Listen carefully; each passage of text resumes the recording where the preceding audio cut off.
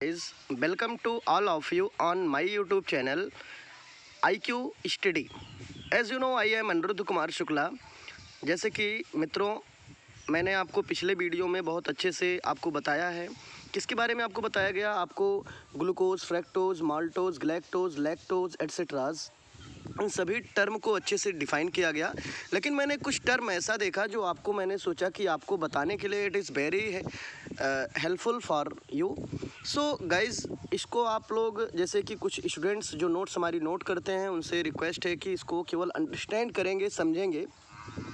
जैसे मैंने die saccharide में बताया था कि डाई मीन्स दो, saccharide means unit of sugar. It means those biomolecules which have only two sugar unit, then this type of biomolecules are called disaccharide. And third मैंने बताया था polysaccharide. Poly means many, saccharide means unit of sugar. That means you can say those biomolecule which consist more than two sugar unit, और इसके आगे भी you can say then you can say about polysaccharide. Polysaccharide are those saccharide which consist more than two sugar unit, then this type of biomolecules are called polysaccharide. तो ठीक है, लेकिन यहाँ पे मैंने कुछ टर्म देखा, मैंने कुछ बहुत ढूंढा इधर उधर, तो हमें बहुत बढ़िया से मिला कुछ टॉपिक जो आपके लिए बहुत हेल्पफुल है बताना। जैसे मैंने बताया था स्टूडेंट आपको कि डाइसैकराइड को ही ओलिगोसैकराइड के नाम से भी जाना जाता है। लेकिन डाइसैकराइड में इसमें एक टर्म है, जैसे कि मैं पूरा पहले आपको वीडियो जो मैंने फ़ोटो किया है इसको पहले अच्छे से समझाता हूँ, तब मैं उसके बारे में बताता हूँ। So guys, let us start of this picture. So I am telling about oligosaccharide and polysaccharide. Okay guys, so listen to carefully. Glucose, fructose and glyceraldehyde, आगे दिया है polysaccharide meanwhile have a general formula of CX in bracket H2O का whole पे Y, where X is usually a number between 200 to 2500 when the repeating unit in the polymer backbone are 6 carbon monosaccharides. As in often the case, the general formula simplifies to C6H10O5 पूरे के whole पे n। कहने का sense students, जो polysaccharide का formula मैंने बताया था, पॉलीसैकराइड के स्टूडेंट्स 3 कंपोनेंट थे, आपको बताया गया था। आप याद करिए कौन कौन कंपोनेंट थे 3 पॉलीसैकराइड के। सबसे पहले बताइए कौन है पॉलीसैकराइड में? सबसे पहले है स्टूडेंट स्टार्च। कौन है? स्टार्च। चलिए दूसरे नंबर पे बताइए कौन है स्टूडेंट? दूसरे नंबर पे है हमारा है स्टार्च है पहला। दूसरे नंबर पे आता है आपका ग्लाइकोजन भी है। ठीक है, आप ग्लाइकोजन को नोट कर लो, ग्लाइकोजन। एंड थर्ड नंबर पे आता है स्टूडेंट्स, थर्ड नंबर पे आएगा हमारा सेलुलोज। कौन आता है? सेलुलोज। ओके, और इन तीनों के केमिकल फार्मूले एग्जैक्टली सेम है। तीनों के केमिकल फार्मूले जैसे मैंने आपको पहले वीडियो में अच्छे से बताया, इनका फार्मूला है C6H10O5 पूरे के होल पे n, जैसे कि मैंने बताया अकॉर्डिंग टू NCERT। लेकिन हमें कुछ टॉपिक ऐसा मिला जो बहुत ही अच्छा लगा और हमने सोचा आपको इसको तुरंत हमें शेयर करना चाहिए, आपको बताना चाहिए। सो गाइज़, आप एक चीज़ और केयर करिएगा इसमें कि जो डाइसैकराइड है उसी को हम ओलिगोसैकराइड के भी नाम से जानते हैं। ओलिगोसैकराइड में कोई कंपलसरी नहीं है कि 2 ही यूनिट हो, लेकिन जैसे कि मैंने और भी बुकों में देखा, उसमें हमें मिला कि जैसे कि नॉर्मली अकॉर्डिंग टू NCERT ठीक है 2 सैकराइड है, वो दिया भी गया है। लेकिन जैसे हाई लेवल में पढ़ने के लिए आपको ये नॉलेज अपडेट होनी चाहिए कि 2 से लेकर 10 तक, 10 के ऊपर ना हो, 2 से लेकर 10 तक, ठीक है। तो 2 से लेकर 10 तक शुगर यूनिट आपस में रिएक्ट करके कंबाइन करते हैं ओलिगोसैकराइड को। ओके, ऐसे पॉलीसैकराइड को भी जैसे मैंने बताया मोर देन 2 शुगर यूनिट, तो वो भी ठीक है ना। मोर देन 2, 2 से अधिक चाहे जितना हो, n टर्म तक हो तो ठीक है। लेकिन एक हाई लेवल के लिए आपको नॉलेज अपडेट करने के लिए जानते रहिए कि पॉलीसैकराइड के केस में above 10 sugar unit are react with each other to produces polysaccharide. Okay students, आपको कंफ्यूज नहीं होना है, थोड़ा सा हाई लेवल के लिए है और जिससे आपको कोई कंफ्यूज ना करे, इसलिए मैंने दूसरा वीडियो आपको बना के भेजा, ठीक है। और इस वीडियो में आप बहुत अच्छे से इसको अंडरस्टैंड करिए। So just go on second line. As a rule of thumb, as a rule of thumb, यहाँ से देखिएगा, as a rule of thumb polysaccharides contain more than 10 monosaccharides unit. जैसे कि मैंने अभी आपको बताया नहीं कि पॉलीसेक्राइड जो होता है, ये पॉलीसेक्राइड कंटेन करेगा मोर than 10 sugar unit. You can से polysaccharide contain more than 10 monosaccharide unit. Okay, आगे है व्हेयर एज ओलिगोसेक्राइड कंटेन, जैसे कि देखो मैंने अभी ओलिगोसेक्राइड के भी बारे में भी आपको बताया और पोली के बारे में, तो ये दोनों के लिए बड़ा इंपॉर्टेंट टर्म है, इसको अंडरलाइन आप कर लीजिए और इसको आप अच्छे से याद कर लीजिएगा। ये टर्म है कि polysaccharide contain more than 10 monosaccharide unit, where as oligosaccharide, oligosaccharide means student होता है, ओलिगो मीन्स समझिए अच्छे से, ओलिगो मीन्स डाइसेक्राइड, ये कंटेन करेगा, कंफर्म हो रहा आपको? रुक जा एक मिनट स्टूडेंट्स, यस। अब आप यहाँ से देखिए, oligosaccharide contain 3 to 10 monosaccharide unit, confirm हो रहा? वैसे एनसीईआरटी में ऐसे भी दिया है कि when disaccharide means, di means 2, saccharide means unit of sugar, then you can say when 2 sugar unit, when 2 monosaccharide unit, और you can say when 2 sugar unit, okay, are combined with each other to produces disaccharide. You can say in another words, when 2 monosaccharide units are react with each other to produces disaccharide, or you can say oligosaccharides, and remove a byproduct in form of water molecule।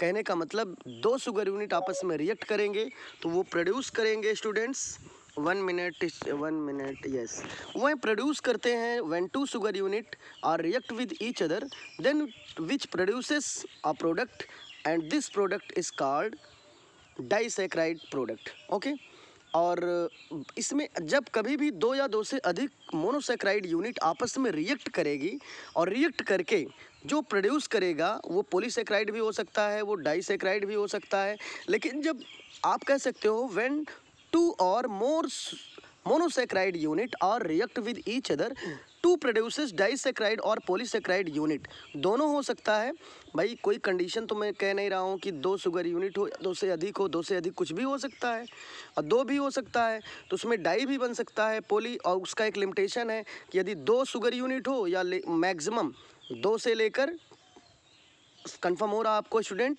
Maximum 2 to 10, मतलब 2 से लेकर 10 तक sugar unit, 2 से 10 के बीच में, 2 से 10 के बीच में शुगर यूनिट आपस में रिएक्ट करके जो प्रोड्यूस करेंगे वो डाइसेक्राइड और ओलिगोसेक्राइड के अंतर्गत आएगा। और एबव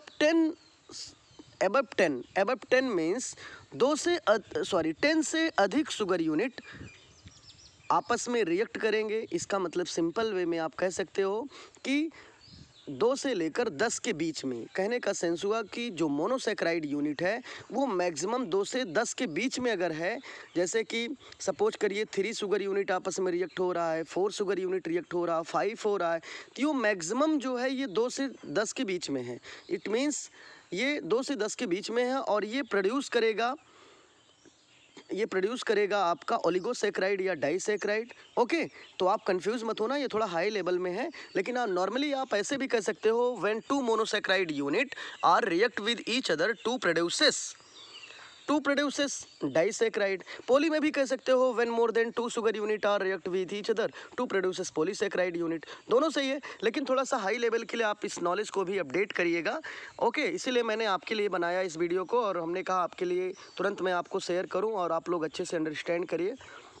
इसमें जैसे दिया है, ये देखो मैं फिर से अंडरलाइन कर रहा हूँ, ये पॉइंट को आप फिर से वॉच करिए वीडियो को, and please like and subscribe to my YouTube channel.